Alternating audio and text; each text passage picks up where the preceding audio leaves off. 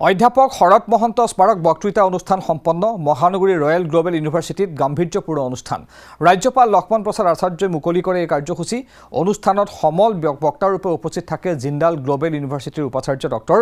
শ্ৰী ৰাজকুমাৰ হাৱাই উচ্চতম ন্যায়ালয়ৰ প্ৰাক্তন ন্যায়াধীশ মিছেল ডি উইলছনো উপস্থিত থাকে অনুষ্ঠানত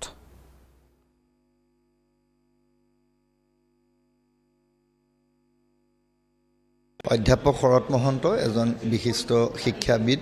সাংবাদিক সমাজকৰ্মী শিৱসাগৰ কলেজত তেখেতে সুদীৰ্ঘ ৩৩ বছৰকাল বুৰঞ্জী বিভাগত অধ্যাপনা কৰি মুৰব্বী অধ্যাপক হিচাপে অৱসৰ গ্ৰহণ কৰিছিল তাৰ পিছত তেওঁ অসম মানৱ অধিকাৰ আয়োগৰ সন্মানীয় সদস্য হিচাপে প্ৰায় ৫ বছৰকাল কাৰ্যনিৰ্বাহ কৰিছিল তেখেতৰ সোঁৱৰণত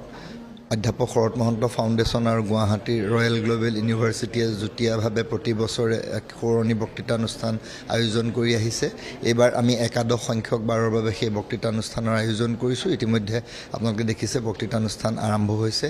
এইবাৰ অপি জিন্দাল গ্লোবেল ইউনিভাৰ্চিটিৰ প্ৰতিষ্ঠাপক উপাচাৰ্য প্ৰাধ্যাপক চি ৰাজকুমাৰে এই বক্তৃতা প্ৰদান কৰিছে বক্তৃতাৰ বিষয় ভাৰত ১০০ শিক্ষা ন্যায় আৰু প্ৰযুক্তিৰ জৰিয়তে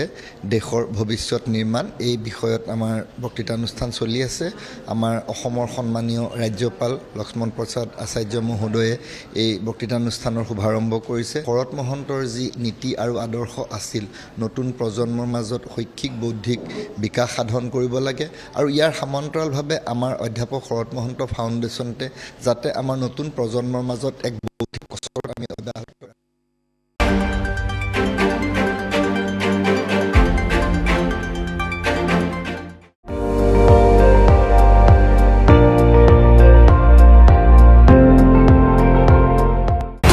আপুনি চাই আছে ND24